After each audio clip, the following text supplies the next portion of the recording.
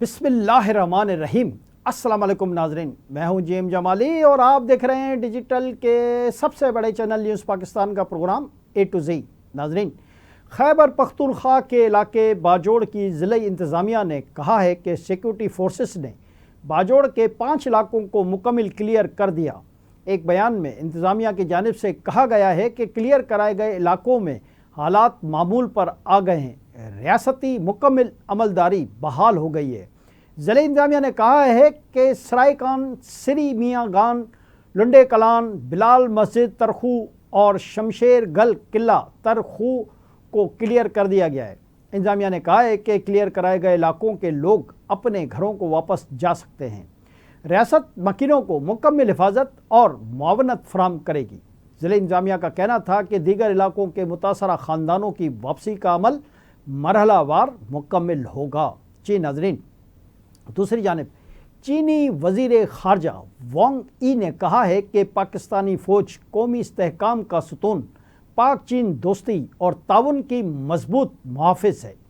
چینی وزیر خارجہ وانگ ای کی chief of army staff field marshal Syed Asim Munir سے ملاقات پر چین کی وزارت خارجہ نے بیان جاری کیا ہے۔ بیان کے مطابق چینی وزیر خارجہ وانگ ای نے کہا ہے کہ چین عالمی امور میں پاکستان کے بڑے کردار کا خیر مقدم کرتا ہے۔ پاک چین اسٹریٹجک شراکت داری چٹان کی طرح مضبوط ہے۔ پاکستانی فوج نے ہمیشہ دونوں ممالک کی قیادت کے درمیان طے پانے والے اہم اتفاق رائے پر عمل درآمد کی بھرپور حمایت کی ہے۔ انہوں نے کہا کہ چین نے ہمیشہ اپنی پڑوسی سفارتکاری میں پاکستان کو اولین ترجیح دی ہے۔ وقت کے کڑے امتحانات کے باوجود پاک چین تعلقات مزید مضبوط ہوئے ہیں۔ دونوں ممالک ایک مضبوط روایتی دوستی قائم کر چکے ہیں۔ چینی وزیر خارجہ نے کہا ہے کہ دنیا میں پیدا ہوتے غیر یقینی حالات میں مضبوط پاک چین تعلقات کو فروغ دینا علاقائی امن و استحکام کے لیے سود مند ہے۔ چینی وزارت خارجہ کے مطابق فیلڈ مارشل سید عاصم منیر نے کہا ہے کہ چین پاکستان کا آہنی دوست ہے۔ دونوں ممالک ہمیشہ ایک دوسرے کے دکھ سکھ میں شریک رہے ہیں۔ پاک چین اسٹریٹجک شراکت داری چٹان کی طرح مضبوط ہے۔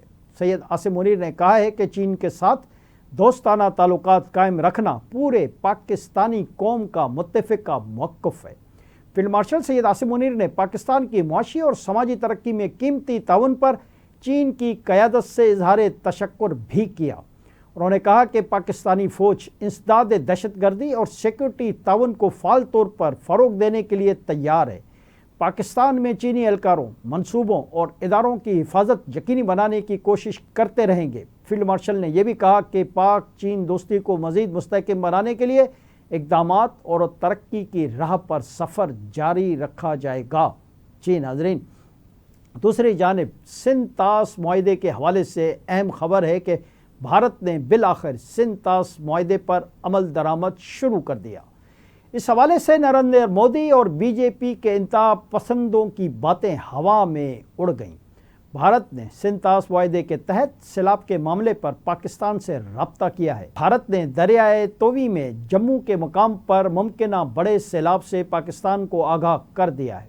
سرکاری ذرائع کے مطابق سیلاب کی ممکنہ صورتحال سے بھارتی ہائی کمیشن اسلام آباد کی جانب سے آگاہ کیا گیا۔ یاد رہے کہ اس سے پہلے بھارت نے اعلان کیا تھا کہ اس نے سندھ طاس معاہدے پر عمل درآمد معطل کر دیا ہے۔ سرکاری ذرائع کے مطابق بھارت کی طرف سے رابطہ 24 اگست کی صبح 10 بجے کیا گیا۔ ذرائع کا کہنا ہے کہ بھارت کی طرف سے پاکستان کو ممکنہ سیلاب کی صورتحال سے پیشگی اطلاع دی گئی۔ ذرائع نے بتایا ہے کہ مئی میں پاک بھارت جنگ کے بعد یہ اپنی نوعیت کا پہلا بڑا رابطہ ہے۔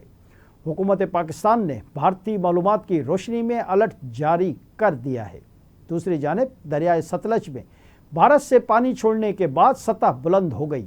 بورے والا اور بھاولپور میں ہزاروں ایکڑ پر فصلیں بھی پانی میں ڈوب گئی۔ دریائے ستلج میں سیلابی صورتحال کے بعد بھاولپور کی تحصیل صدر کے پیٹ کے علاقوں میں مکینوں کا انخلا شروع کر دیا گیا ہے۔ اسسٹنٹ کمشنر بھاولپور کے مطابق ماڑی قاسم شاہ کے پیٹ کے علاقوں سے خواتین اور بچوں کا انخلا کیا گیا ہے۔ محکمہ انہار کے مطابق دریائے ستلج میں بھاولپور میں ایمپریس برج کے قریب بھی پانی کی سطح میں اضافہ ہوا ہے، جس سے ہزاروں ایکڑ پر موجود کپاس، چاول اور تل کی فصلیں اور گھر ڈوب گئے ہیں۔ بورے والا میں ساہو کا اور اس سے ملحقہ آبادیاں زیر آب آ گئی ہیں۔ ہزاروں ایکڑ پر فصلیں بھی پانی میں ڈوب گئیں۔ اسسٹنٹ کمشنر کے مطابق ساہو کا چشتیاں روڈ میں شگاف پڑنے سے سینکڑوں دیہات کا زمینی رابطہ منقطع ہو گیا ہے، جبکہ دادا جملیرا ساہو کا فاروق آباد میں ٹینٹ ولیج قائم کر دیا گیا ہے۔ جی ناظرین، ادھر پاکستان اور بنگلہ دیش نے دو طرفہ تعلقات مضبوط بنانے کا فیصلہ کر لیا ہے۔ وزیر خارجہ اسحاق ڈار کے دورے کے دوران پاکستان اور بنگلہ دیش کے درمیان 6 معاہدوں اور مفاہمت کی یادداشتوں پر دستخط ہوئے ہیں۔ پاکستان نے بنگلہ دیش کے طلباء کے لیے پاکستان بنگلہ دیش نالج کوریڈور کا آغاز کر دیا، جس کے تحت 5 سال میں 500 اسکالرشپس دینے کا اعلان کیا گیا ہے، جبکہ پاکستان 100 بنگلہ دیشی سول سرونٹس کو تربیت بھی دے گا۔ اسحاق ڈار کے دورے کے دوران سفارتکاروں اور حکومتی اہلکاروں کے لیے ویزا ختم کرنے کا معاہدہ ہوا۔ دونوں ممالک نے ویزا سہولتوں میں آسانی اور فضائی رابطے بحال کرنے پر اطمینان کا اظہار کیا۔ دونوں ممالک کی فارن سروس اکیڈمیز اور تھنک ٹینکس کے درمیان بھی تعاون کے معاہدے ہوئے۔ دونوں ممالک کے درمیان تجارت، سرمایہ کاری، تعلیم، توانائی اور صحت سمیت کئی شعبوں پر بات ہوئی۔ دریں اثنا بنگلہ دیش کے دورے کے دوران نائب وزیر اعظم اور وفاقی وزیر خارجہ سینیٹر اسحاق ڈار نے بنگلہ دیش نیشنلسٹ پارٹی کی چیئرپرسن و سابق وزیر اعظم بنگلہ دیش بیگم خالدہ ضیاء سے بھی ملاقات کی ہے۔ واضح ہے کہ شیخ حسینہ واجد کے مقابلے میں خالدہ ضیاء کی پالیسیاں بھارت نواز نہیں ہوتی تھیں، بلکہ ان کے دور حکومت میں ان کی خارجہ پالیسی میں ایک توازن دیکھنے کو ملتا تھا۔ یہی وجہ ہے کہ خالدہ ضیاء کے دور میں پاکستان اور بنگلہ دیش کے درمیان ہمیشہ بہتر تعلقات رہے۔ دورے کے دوران اسحاق ڈار نے بنگلہ دیش کے چیف ایڈوائزر محمد یونس کے بعد ڈھاکہ میں خالدہ ضیاء سے ملاقات کی ہے۔ اس موقع پر BNP کے سیکرٹری جنرل مرزا فخر الاسلام بھی موجود تھے۔ اسحاق ڈار اور خالدہ ضیاء کی ملاقات میں باہمی تعلقات، سیاسی اور اقتصادی تعاون اور خطے کی صورتحال پر گفتگو ہوئی۔ اسحاق ڈار نے وزیر اعظم شہباز شریف اور پاکستانی عوام کی جانب سے بیگم خالدہ ضیاء کی صحت و عافیت کے لیے نیک خواہشات پہنچائی۔ آج کے لیے اتنا ہی۔ اگلے پروگرام تک کے لیے اپنے میزبان جیم جمالی کو اجازت دیجیے۔ اللہ حافظ۔